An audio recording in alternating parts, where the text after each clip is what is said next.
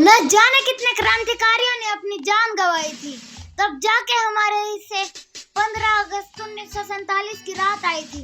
तो आज हम बात करेंगे भारत के उस महान क्रांतिकारी सपूत की, जिनके बलिदान के कारण ही आज भारत आजाद हुआ है। बात 23 जुलाई 1906 की है, जब मध्य प्रदेश के झाबुआ जिले में पंडित सीताराम तिवारी की पत्नी जगरानी देवी ने एक पुत्र को जन्म दिया, जिनका नाम चंद्रशेखर सीताराम तिवारी पड़ा। जी हाँ, ये चंद्रशेखर सीताराम तिवारी ही आगे चलकर चंद्रशेखर आजाद बनेंगे। चंद्रशेखर सीताराम तिवारी बचपन से ही अपनी शिक्षा में तेजस्वी व शरीर से हष्ट-पुष्ट थे।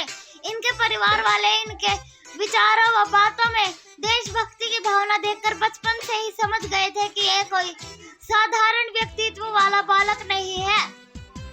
जब जब देखा अंग्रेजों के अत्याचारों को, तब तब उनके खिलाफ आवाज उठाई थी। यह कोई एक दिन की आग नहीं, इसकी लौ तो चंद्रशेखर ने बचपन से ही अपने सीने में जलाई थी।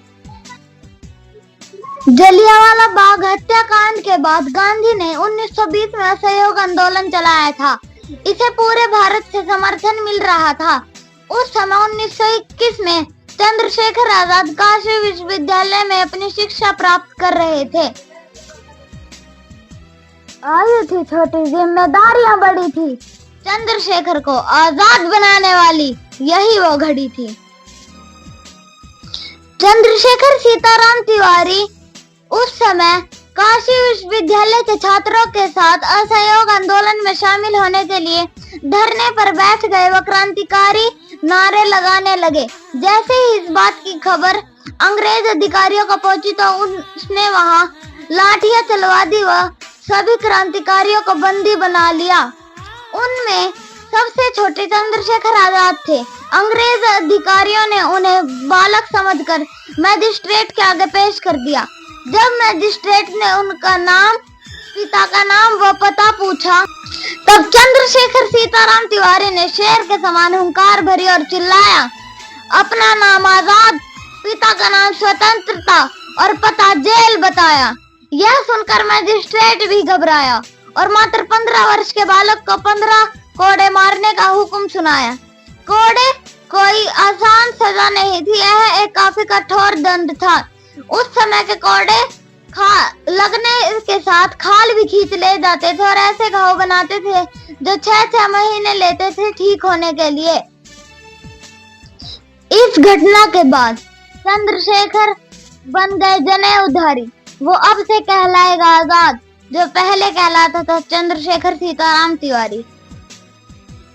इस घटना के बाद चंद्रशेखर आजाद का नाम भारत में क्रांतिकारियों में अव्वल दर्जे पर पहुंच गया। प्रत्येक क्रांतिकारी संगठन उन्हें अपने दल में शामिल करना चाहता था। फिर 1922 में गांधी ने चोरा चोरी की घटना से दुखी होकर अपना असहयोग आंदोलन वापस ले लिया। फिर 1923 में चंद्रशेखर आजाद ने हिंदुस्तान रिपब्लिकन एसोसिएशन उर्फ एचआरए की सदस्यता ले ली। इस एचआरए ने उन्हें सबसे महत्वपूर्ण कार्य सौंपा, फंड अर्थात पैसे इकट्ठे करने का, जिससे भारतीय क्रांतिकारियों के लिए हथियार खरीदे जा सके व अंग्रेजों को भारत से बाहर निकाला जा सके। आजाद ने जो ठाना वो करके दिखाना था। इतना सारा पैसा छोटी छोटी लूटों से नहीं, काकोरी रेल कांड से आना था। सन 9 अगस्त 1925 को चंद्रशेखर आजाद ने अपने क्रांतिकारी साथियों के साथ सरकारी खजाना ले जा रही रेलगाड़ी को काकोरी नामक रेलवे स्टेशन पर लूट लिया। इस घटना के 47 दिन बाद अंग्रेज अधिकारियों ने इससे जुड़े लगभग सारे क्रांतिकारियों को पकड़ लिया। केवल 2 क्रांतिकारियों को वो अब भी नहीं पकड़ पाए, कुंदन लाल व द ग्रेट चंद्रशेखर आजाद। सन 1931 में जब द ग्रेट भगत सिंह, राजगुरु और सुखदेव को फांसी दी जानी थी, तो चंद्रशेखर आजाद इसे रुकवाना चाहते थे। तो इसलिए वह इलाहाबाद गए व एक वरिष्ठ नेता से मिले। अगर वह नेता प्रयास करता तो उनकी फांसी रुकवा सकता था, परंतु उस नेता ने बिल्कुल भी प्रयास नहीं करा व चंद्रशेखर आजाद के वहां होने की खबर अंग्रेज अधिकारियों को दे दी।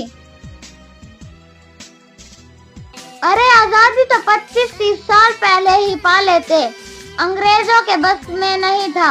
वो भला हमें कैसे रोकते अगर अपने गद्दार न होते। सन 27 फरवरी 1931 को जब आजाद अपने साथियों के साथ अपनी आगामी रणनीति बना रहे थे तो अंग्रेज अधिकारियों ने वहां अंधाधुंध गोलियां चला दी। वो चंद्रशेखर आजाद ने अपने सारे साथियों को वहां से निकाल दिया। वो अकेले अंग्रेजों से लड़ने लगे। उन्होंने कई सैनिक घायल कर दिए व 5 सैनिकों की हत्या कर दी। यह संपूर्ण घटना इलाहाबाद के अल्फ्रेड पार्क में घटी।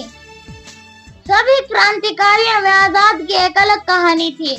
केवल आजाद ही थे, मौत भी जिनकी रानी थी।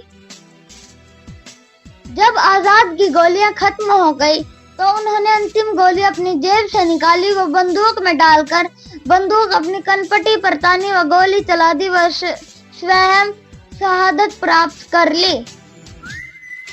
मलते रह गए हाथ शिकारी, उड़ गया पंछी तोड़ पिटारी, अंतिम गोली खुद को मारी, जियो तिवारी जने उधारी।